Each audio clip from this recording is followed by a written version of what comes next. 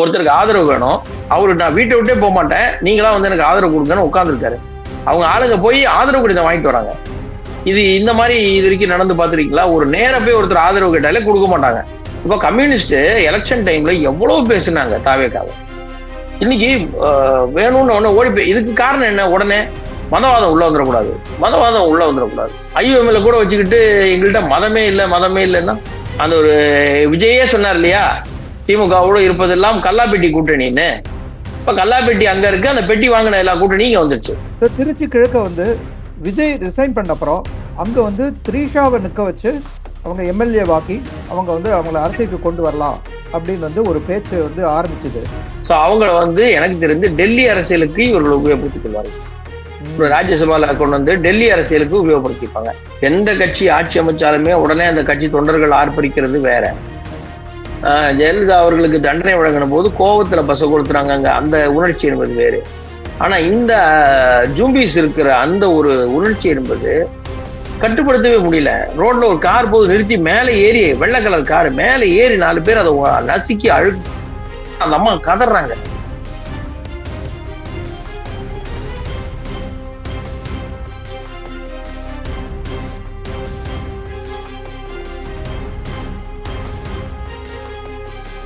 வணக்கம் தென்னவன் மீடியா நண்பர்களே.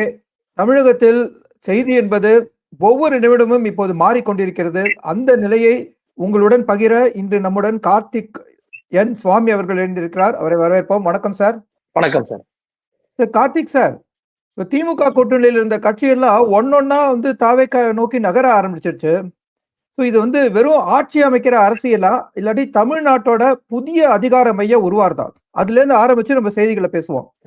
இல்ல, அதாவது இது வந்து ஒரு புதிய அதிகார மையம்னு இல்ல, தற்காலிகமான ஒரு மையத்தை நோக்கி இந்த புயல்கள் அந்த மையத்தில் போகிறது அப்படின்னு வைக்கலாம். ஏன்னா இன்னைக்கு விஜய் அவருக்கு ஒரு 150க்கு மேல வந்திருந்ததுன்னா அதுதான் அதிகார மையம் அப்படிங்கிற ஒரு இடத்துக்கு நம்ம போக முடியும், ஒரு ஸ்டாண்ட் நம்ம எடுக்கலாம். ஆனா இப்ப அவருக்கு மெஜாரிட்டிக்கும் கம்மியா தான் இருக்கு. ஆனா சிங்கிள் மேஜர் பார்ட்டி அவர் தான், ஒத்துக்கணும். ஆனால் அவருக்கு 108 பேர் வாக்களிச்சு 108 தொகுதிகள் கிடைச்சிருக்கு அப்படின்னா அவருக்கு எதிராக 126 தொகுதிகள் இருக்கு. ஸோ ஒரு புதிய அதிகார மையம்னு இல்லை, இன்னைக்கு வந்திருக்காரு. இதே மாதிரி எக்ஸிஸ்ட் ஆனா அடுத்ததெல்லாம் ஒரு பெரிய இடமா வரலாம். ரைட்டு. ரெண்டாவது, இப்ப திமுகவில் இருக்கக்கூடிய கூட்டணி கட்சிகளை மட்டும்தான் அவர் ஆதரவே கேட்டாரு, வேற யார்கிட்டையுமே கேட்கல.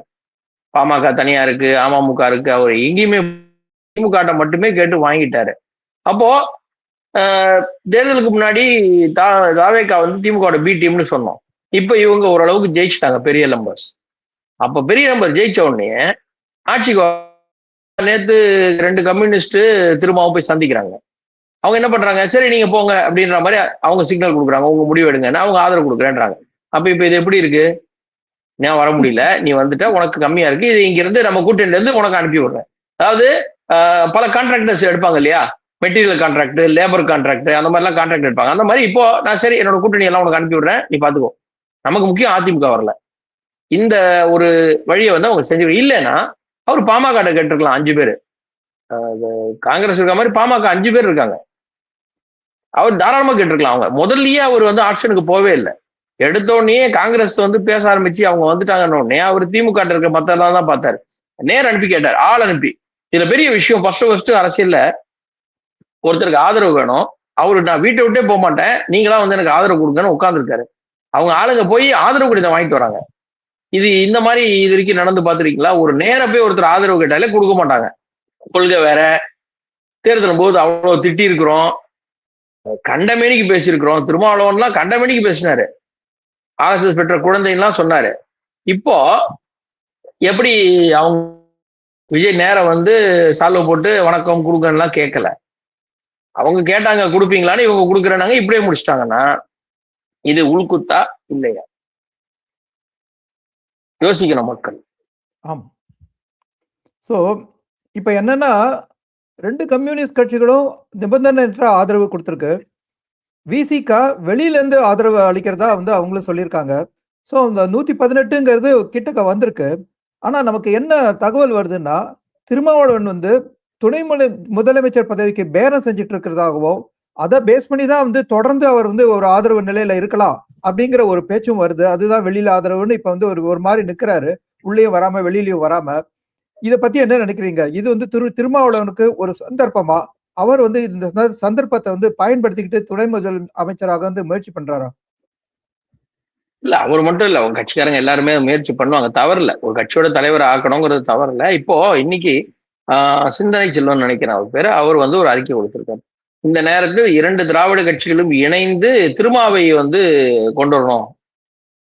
முதல்வரா அறிவிச்சு மேல கொண்டு வரணும்னு அறிவிச்சு. சரி, இப்போ அவங்க கட்சியிலேருந்து ஒருத்தர் சொல்றாரு திருமாவை முதல்வராக்குங்க. திருமா சொல்றாரு நான் விஜய் முதல்வராக்க வெளியிடுவேன். ஒரு கட்சியில இருந்து ஒரு தலைவர் ஒரு பக்கம் போறாரு, அவர் கட்சிக்காரர் வேற ஒரு பக்கம் தலைவரை கூட்டிட்டு போறேன்றாரு. இது எப்படி இருக்குன்னு யோசிச்சு பாருங்களேன். மக்களை எவ்வளவு முட்டாளாக்குறதுக்குன்னு. நீங்க நான் ஒரு கருத்து சொல்லுவேன், அது ஏன் இஷ்டம், அது அவர் சொந்த கருத்து. ஆனா அவர் தலைவர் வேற ஒண்ணு செய்வாரு, அது அவர் சொந்த கருத்து. அப்ப கட்சியோட கருத்து அதெல்லாம் கிடையாது. திமுகவோட கருத்து. கட்சியோட கருத்து என்ன? திமுகவோட கருத்து. அவரு யோசிச்சு பாருங்க. திருமா அவர்கள் பதில் சொல்றாரு, ஆதரவு எப்படி என்ன பண்ண போறீங்க? கம்யூனிஸ்டுகள் என்ன முடிவெடுக்குதோ அதை பொறுத்து நான் எடுப்பேன். எப்படி?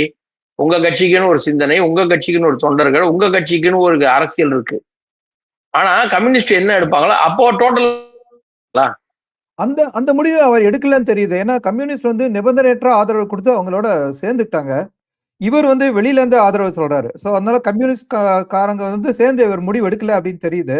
சோ இப்ப வந்து நீங்க சொன்னீங்க திருமாவளவன் முதல்வராக்கி வந்து திமுகவும் அதிமுகவும் வந்து ஆதரவு அளிக்கணும்ட்டு. அந்த அந்த நிலைமை நடக்க கூடாதுங்கிறதுக்கு என்ன பாசிபிலிட்டி? ஏன் அது நடக்க கூடாதுன்னு நீங்க சொல்ல வரீங்க? எது திருமாவை முதல்வராக்குவதா அதிமுக திமுக அதிமுகவும் திமுகவும் ஒன்னா இணைஞ்சு இப்படி ஒரு ஒரு ஒரு காமன் பர்சனை வந்து முதலமைச்சராக, ஏன்னா அவங்க 2 பேரும் சேர்ந்தாலே பிரச்சனை வந்து யார் முதலமைச்சர், யார் அடுத்த வந்து துணை அமைச்சர் எல்லாமே வந்துரும். சோ அந்த நிலைமையில இப்ப ஸ்டாலின் வந்து எம்எல்ஏவா இல்ல, திருமாவளவனும் எம்எல்ஏவா இல்ல. ஆனா என்ன தகவல்கள் என்ன சொல்லுதுன்னா, விஜய் வந்து திருச்சி கிழக்க வந்து ரிசைன் பண்ணணும். அந்த இடத்துல வந்து திருமாவளவனை நிக்க வச்சு அவர் எம்எல்ஏ ஆன உடனே அவர் வந்து துணை முதலமைச்சர் ஆக்கிறதுக்கான ஒரு பேரம் நடக்கிறத, பேரம்னு சொல்றதை விட அதுக்கான ஒரு நெகோசியேஷன் நடக்கிறதா நமக்கு வந்து தகவல் வருது. இல்ல கண்டிப்பா அப்படி திருமாவளவன் இருந்ததுன்னா அவர் கட்சியில இருந்து மத்தவங்க எல்லாம் வெளியே போயிருவாங்க. பரவாயில்லைங்களா? திருமா மட்டும் தான் வருவாரு. ஏன்னா அவரே சொன்னாரு, நான் மாநில அரசுக்கு வந்து மாநில அரசியலுக்கு வந்து இங்க எம்எல்ஏக்கு நிக்க போறேன்னு உடனே என் கட்சிக்காரனுக்கே தாங்கல, அவனே ஏத்துக்கலன்னாரு. இந்த திமுகவும் இதை ஏத்துக்கும்னு எனக்கு தோணல. சிந்தனை செல்வன் வந்து அவருடைய கருத்தை சொல்ல தவிர திமுக இதை ஏத்துக்கிறதா எப்பயோ பண்ணிருக்கலாம். எஸ், அதுதான் சொல்ல வரேன். இப்போ நான் இது ஏன் சொன்னேன்னா அந்த அவர் வந்து அவருடைய ஒரு கருத்து சொல்றாரு. சிந்தனை செல்வன் என்ன சொல்றாரு? எங்கள் தலைவரை முதல்வராக்கும். அவங்க தலைவரை என்ன சொல்றாரு? வேற ஒருத்தர் முதல்வராக்குங்கன்றாரு. இந்த கேலி கூத்தெல்லாம் இங்க நடந்துகிட்டு இருக்கு. இப்போ கம்யூனிஸ்ட் எலெக்ஷன் டைம்ல எவ்வளவு பேசுனாங்க தாவேக்காவை. இன்னைக்கு வேணும்னு ஓடி போய் இதுக்கு காரணம் என்ன? உடனே மதவாதம் உள்ள வந்துடக்கூடாது, மதவாதம் உள்ள வந்துடக்கூடாது. இப்போ மதவாத அரசியல் பண்றாங்க, மதவாதம் உள்ள வந்துடக்கூடாது, மதவாதம் வரக்கூடாது, ஜாதி நாங்கள் ஏற்றுக்கொள்ள மாட்டோம், மதவாதத்தை ஏற்றுக்கொள்ள மாட்டோம். மதவாதம்னா எது? மதம் பேரை சொல்லி ஒரு கட்சி இருந்தா மதவாதம். அப்ப கூட இருக்கிற கட்சி எல்லாம் யாரு? ஆராசாவே திருமாவளவன் வந்து சாதி கட்சின்னு தான் சொன்னாரு, நம்ம சொல்லல.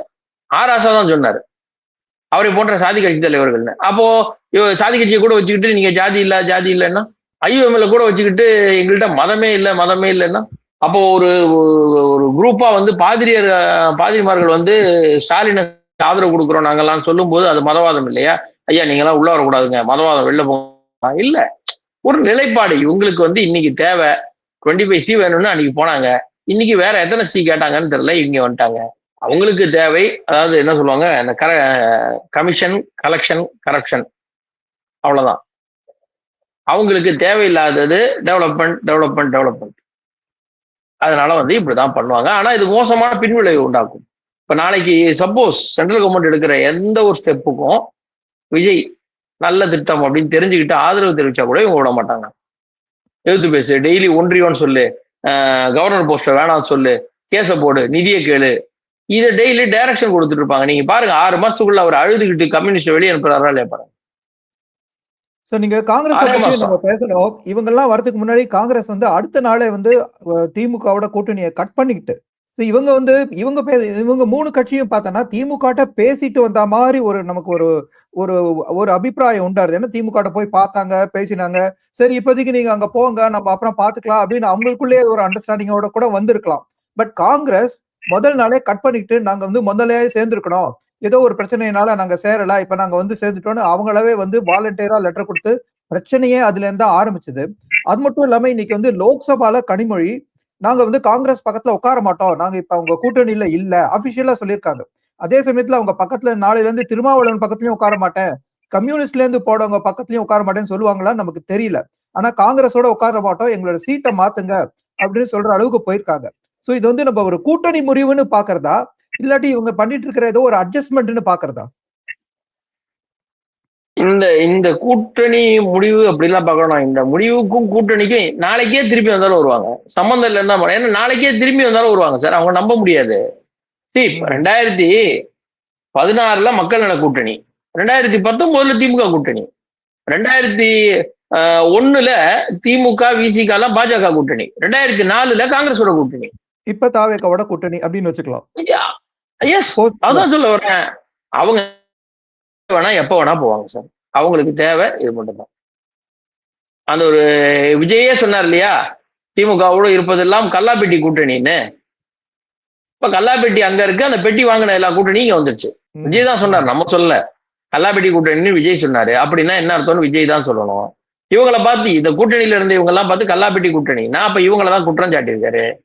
போய் நிக்கிறாங்க. இப்போ நான் அதுக்கு என்ன சொல்ல முடியும்? அரசியல் என்பது இப்படித்தான் இருக்கும், வேற எதுவும் செய்ய முடியாது அப்படின்னு தான் இவங்களை பார்க்கணும். நம்ம திமுக சைடுக்கு வருவோம். அவங்க வந்து ஒரு விதமான ஷாக்ல இருப்பாங்க. ஒரு பக்கம் கூட்டணி முறிவு மாதிரி இருக்கு, இன்னொரு பக்கம் இவங்களுக்கு சொல்லிட்டு இவங்கள்ட்ட போயிட்டு வரேன்னு சொல்லிட்டு அவங்க போற மாதிரி மற்ற கட்சிகள் இருந்தாலும், அவங்க கூட்டணிங்கிறது, அவங்க அமைச்ச கூட்டணிங்கிறது இப்ப முறிஞ்சு போய் அவங்க கூட இருக்கிறது ஐயுஎம்எல் தான். ஐயுஎம்எல்ங்கிறது திமுகவோட ஒரு அங்கமா தான் நம்ம பார்க்கணும், அது இன்னொரு கட்சியா நம்ம பார்க்க வேண்டாம். சோ அவங்க திமுக கூட்டணி முறிஞ்சு போன நிலையில அவங்க அரசியலை எப்படி சந்திப்பாங்க? அவங்க வந்து அதிமுகவோட நெகோசியேட் பண்ணி இரு துருவ அரசியல் தான் தமிழ்நாட்டுக்கு வேணும் அப்படின்னு வந்து இன்னும் இதுக்கும் மேல ஏதாவது ஒரு கூட்டணிக்கான முயற்சி நடக்குமா? ஏன்னா அந்த செய்தியும் வருது. குறிப்பா வந்து செந்தில் பாலாஜி அவர்கள் வந்து அதிமுகவுக்கும் திமுகவுக்கும் பாலமா இருந்து ரெண்டுத்தையும் இணைக்க முயற்சி பண்றதா நியூஸ் வருது. இது நேற்று ஒரு பெரிய ரூமர் மாதிரி போச்சுங்கிறத எல்லாரும் சொல்றாங்க. அது ரூமர்ங்கிறத விட பின்னாடி விஷயம் நடந்துட்டு இருக்கு அப்படின்னு சொல்றவங்க தான் அதிகம். ஏன்னா துரைமுருகன் அப்புறம் வந்து EVKS இளங்கோவன் அவங்க எல்லாம் எங்க தலைவர் சொல்படி நடப்போம், தலைவர் சொன்படி நடப்போம் அப்படின்னு சொன்னா தலைவர் கிட்ட ஏதோ ஒரு விஷயம் போயிட்டு இருக்கு அப்படின்னு அர்த்தம் ஆறுது. என்ன நினைக்கிறீங்க?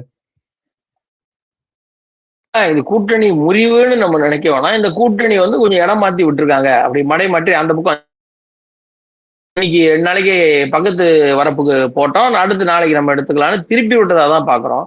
நீங்க 2016 மக்கள் நல கூட்டணி உங்களுக்கு தெரியும். விஜயகாந்த் அவர்களோடு சேர்ந்து கம்யூனிஸ்ட் விசிகா எல்லாம் போய் வைகோ எல்லாம் போய் ஒரு பெரிய கூட்டணி அமைச்சு நாங்க வரோம்னு சொல்லி சொன்னாங்க. அது அப்படின்னா 2016 நடந்தது கூட்டணி முறிவா, கூட்டணி பிரிவா, இல்லை கூட்டணி நாடகமா? சொல்லுங்க. உங்களுடைய பார்வையில் நீங்க என்ன சொல்லுவீங்க? அது வந்து கூட்டணி முறிவுன்னு சொல்லுவீங்களா? அது வந்து ஒரு விதமான அட்ஜஸ்ட்மெண்ட்னு வச்சுக்கலாம். அதுல வந்து சில பேர் சொல்றாங்க அது வந்து ஜெயலலிதாவோட அரேஞ்ச்மெண்ட் அப்படின்னு. சோ பல விதமான இது இருக்கு அதுல. எஸ் இருக்கா? இப்ப நான் சொல்றேன். திருமாவளவன் பேட்டி கொடுத்திருக்காரு. அந்த 2016 தேர்தலுக்கு ஓராண்டுக்கு முன்பே, 1.5 ஆண்டுக்கு முன்பே ஸ்டாலின் கூப்பிட்டு எங்களுக்கு நிறைய தொகுதி நிக்க வேண்டிய கட்டாயம் இருக்கு, நீங்க அதனால வேற ஒரு கூட்டணியை பார்த்துக்கிட்டு போங்கன்னு அவர் சொன்னாரு. அதனால தான் நாங்க மக்கள் நல கூட்டணியை நோக்கி போகணும்னு சொன்னார். இப்ப அனுப்பி விட்டது யாரு? ஸ்டாலின். போய் எதிர சோழியை முடிச்சுட்டு திருப்பி வந்த உடனே வாங்கன்னு கூப்பிட்டுக்கிட்டது யாரு? ஸ்டாலின். அப்ப இந்த டிராமாவெல்லாம் கைவந்த கலையா நடத்துறது யாரு? ஸ்டாலின். இப்போ ஒரு கூட்டணிக்கு தேவைப்பட்டா அங்க போய் கொஞ்ச நாள் இருங்க, திருப்பி இந்த பக்கம் வாங்க, திருப்பி போங்க வாங்கன்னு இந்த நாடகம் எல்லாம் பண்றது யாரு? ஸ்டாலின். சோ இது எல்லாமே திமுகவின் வழிகாட்டுதல் நடக்கிறது, அவ்வளவு. சோ இப்ப நீங்க திமுகவோட வழிகாட்டுறதுல இப்ப இந்த அரேஞ்ச்மெண்ட் நடக்கிறதுன்னு நீங்க சொல்ல வந்தாலும், இப்ப சட்டசபைக்குள்ள எப்படி நடப்பாங்க? சட்டசபைக்குள்ள திமுக தான் எதிர்கட்சியா உட்காரணும். இப்ப திருமாவளவன் கம்யூனிஸ்ட், தாவேகா வந்து ஆளும் கட்சி தரப்புல உட்காருவாங்க. அவங்க 2 பேருக்குள்ள இன்டராக்ஷன் எப்படி இருக்கும்? அதுக்கு முன்னாடி நம்ம எதிர்கட்சி தலைவரா யார் இருக்க போறாங்க? இப்ப உதயநிதி ஸ்டாலின் எதிர்கட்சி தலைவரா இருப்பாரா? KN நேரு எதிர்கட்சி தலைவரா இருப்பாரா? என்ன நினைக்கிறீங்க? இல்ல சார், நம்ம இதுல வந்து நார்மலா உதயநிதி தான் இருக்கணும். ஏன்னா அவரு ஏற்கனவே வந்து துணை முதல்வர் இருந்தவர், அதனால இப்ப அவர் தான் இருப்பார். வேற யாரும் வைக்க மாட்டாங்க, அவங்க நேருவெல்லாம் கொடுக்க மாட்டாங்க. பட் அசம்பிளில ஹேண்டில் பண்றதுக்கு ஒரு கை வேணும், அது ஒரு எக்ஸ்பீரியன்ஸ்டு ஆள் வேணும் அப்படின்ற முறையில துரைமுருகன் மாதிரி இல்லைன்னா, துரைமுருகன் இல்லை இப்போ ஜெயிக்கல, அதனால நேரு வைக்கலாம். ஆனால் உதயநிதி என்னவா இருப்பாருங்க? நேரிட்ட பர்மிஷன் வாங்கி பேசுற ஆளா உதயநிதி இருப்பாருங்களா? முடியாது இல்ல. அப்போ அவரை வந்து அந்த தலைவர் நிலைமையிலேயே வச்சுட்டு அதுக்கு அடுத்து இவர்கள் இந்த துணை பொறுப்பு, இந்த முக்கிய கொறடா உத்தரவு போடுற பொறுப்பு, இதெல்லாம் இந்த பொறுப்புகள் எல்லாம் இவங்க எடுத்துப்பாங்க. ஆனா பொசிஷன்ல அவர் தான் இப்ப மேல. சோ அவங்க எந்த மாதிரி எதிர்கட்சியா செயல்படுவாங்க? இப்ப திருமாவளவனையும் கம்யூனிஸ்டையும் வந்து அந்த ஃப்ளோர்ல வந்து விஜயை தான் ஆதரிச்சாகணும். அவங்க அந்த சமயத்துல விஜய் எதிர்த்தாங்கன்னா உடனே வந்து பெரும்பான்மையை நிரூபிக்க சொல்லி வந்து பேச்சு வந்துடும். சோ இவங்களுடைய பிஹேவியர் எப்படி இருக்கும்னு நினைக்கிறீங்க சட்டசபைக்குள்ள? இல்ல சார், இவங்களுக்கு இப்ப வேற ஒரு கட்சி வந்திருந்ததுன்னா சண்டை நடக்கும், அவங்க சரியா பேச மாட்டாங்க. இந்த வசூல் ராஜால சொல்ற மாதிரி எப்படி இருக்கு மாமி, புட்டகேஸ் மாமி, இப்படிலாம் அவர் சொல்லுவார் வித்தியாசமா. இனிமேல் இப்படிதான் இருக்கணும். அப்படி எல்லாம் இங்க இல்ல சார். திமுக எதையெல்லாம் எதிர்த்ததோ தாவேகா எதிர்க்கிறது. இப்போ திமுக தாவேகாவை எதிர்க்கிற வேலையே இல்ல. எது சொன்னாலும் 2 பேரும் சேர்ந்து தான் சொல்ல போறாங்க. அவங்க ஒரு 118, இவங்க கையில ஒரு 70 இருக்குன்னு வச்சுக்கலாம், 65 இருக்குன்னு இவங்க சொல்றதான் நடக்க போகுது. ஒன்றிய அரசே இந்திய திணிக்காதன்னு போய் சொல்லுவாங்க, காசு கொடுன்னு போய் சொல்லுவாங்க. ஒரே கானம் தானே பட போறாங்க. நீங்க வேற ஒரு பாட்டா இருந்தா 2 வேற 2 ஒரே பாட்டு. அப்புறம் 2 பேருக்கும் கனெக்ஷன் கொடுக்கறது நோட்டு, ஜனநாயகத்துக்கு வேட்டு. நீங்க சொன்னீங்க பாட்டு. சரி, இல்ல சார், நான் சீரியஸா ஒரு கேள்வி கேட்க விரும்புறேன். இப்ப திமுக அமைச்சர்கள் மேல பல கேஸ் இருக்கு. தாவேகா திமுகங்கிறது ஒருத்தருக்கு ஒருத்தர் எதிரி தான். அவங்க இப்ப இவங்க கூட்டணியில இருந்தவங்க அங்க வந்திருக்காங்கிறதுனால தாவேகாவும் திமுகவும் தங்களுக்குள்ள இருக்கிற எதிரி தன்மையை விடாது. ஏன்னா இதுக்கப்புறம் வந்து விஜய் வந்து ஒரு பெரிய அதிகார மையமா, அரசியல் மையமா ஒருவருக்கான சூழ்நிலை உண்டாயிடுச்சு. அதை திமுக வந்து ஈஸியா எடுத்துக்கிறதுக்கான வாய்ப்பு ரொம்ப கம்மி. அதனால திமுக எதிர்கட்சியா தான் செயல்படுவாங்க அப்படிங்கிறது என்னுடைய அபிப்பிராயம். சோ திமுக அப்படி எதிர்கட்சியா செயல்படுற போது தாவேகா திமுக அமைச்சர்கள் மேல இருக்கிற வழக்குகள் எல்லாம் இன்னும் கொஞ்சம் தீவிரம் பண்ணாது அப்படிங்கிறது என்ன உத்தரவாதம்? 2 பேரும் சேர்ந்து காரணம் பாடணும்னா திமுகவே வெளியில இருந்து சப்போர்ட் கொடுத்துருக்கலாமே. அது கொடுத்துட்டா திராவிட மாடலுக்கு உள்ள அந்த ஒரு ஓட் பேங்க், சிறுபான்மை ஓட் பேங்க், அதெல்லாம் இடம் மாறி போயிடும், வேற இடத்துக்கு போயிடும். ஒண்ணு, இவருக்கு கூட அவருக்கே போட்டுக்கலாமே டோட்டலா வாஷ் அவுட் பண்ணுவாங்க. ஒண்ணு. 2வது, இவங்க மேல கேஸ் போடுவாங்களான்னா, போலீஸ் வந்து சொன்ன காரணம் இதை இவங்களுக்குன்னு சொல்ல, ஒரு நேரு அவர்கள் மேல வழக்கு போடுன்றாங்க. காவல்துறை என்ன சொன்னாங்க? இல்லைங்க, அதுக்கு ஆதாரமே இல்லை, சும்மா இது வந்து ஏதோ பழி வாங்குற மாதிரி சொன்ன மாதிரி இருக்குன்னாங்க. இப்போ ஆதவர்ஜி நான் நேற்று பேசுற ஒரு காணொலி பார்த்தேன். நேற்றுக்கு அவர் எங்கேயோ பேசியிருக்காரு. ஆட்சிக்கு வந்த முதல் கையெழுத்து நம்ம ஆளுங்க பேர்ல இருக்க கேஸ் எல்லாம் வாபஸ். இது மாதிரி ஒரு ஆளு எதிர்கட்சியோட வழக்க வாபஸ் வாங்க மாட்டாரா? ஜாலியா விட்டுருவாரு. அவருக்கு என்ன இருக்கு? ஸோ அதுதான் நடக்க போகிறது. இந்த சட்டமன்றம்லாம் இவங்க முறைச்சிக்க மாட்டாங்க. ஏடிஎம்கே மட்டும் ட்ரை பண்ணுவாங்க. டிஎம்கே இதெல்லாம் வந்து ஒன்னாதான் இருக்கும். அவங்களுக்கு ஒரு பிரச்சனையும் இருக்காது. கார்த்திக் சார், இப்ப நம்ம திருச்சி கிழக்குக்கு வருவோம். திருச்சி கிழக்க வந்து விஜய் ரிசைன் பண்ண அப்புறம் அங்க வந்து த்ரீஷாவை நிக்க வச்சு அவங்க எம்எல்ஏ வாக்கி அவங்க வந்து அவங்கள அரசியலுக்கு கொண்டு வரலாம் அப்படின்னு வந்து ஒரு பேச்சு வந்து ஆரம்பிச்சது. இப்ப இந்த ஆட்சி வந்து அவங்க செயல்பட ஆரம்பிச்ச உடனே முதல்ல நடக்க போற விஷயமா அவர் விஜயோட ரெசிக்னேஷன் தான் இருக்கும். அதுக்கான இடைத்தேர்தல் தான் இருக்கும். சோ அந்த இடைத்தேர்தல்ல த்ரிஷா பங்கு பெறுவாங்கன்னு நீங்க நினைக்கிறீங்களா? இல்ல சார், தற்போது நிலைமையில வாய்ப்பு இல்லை. இப்போ இல்ல. அவர்களுடைய அந்த ஒரு இடத்துல வந்து பாத்தீங்கன்னா த்ரிஷா அவர்கள் அரசியலுக்கு வருவதாக அறிவித்து வந்து இருந்தால், இப்ப இவங்க ஜெயிச்சிருக்காங்க இவ்வளவு, இதுக்கு பிறகு ராஜ்யசபால அப்படிங்கிறது வந்து இவங்களுக்கு வரும்.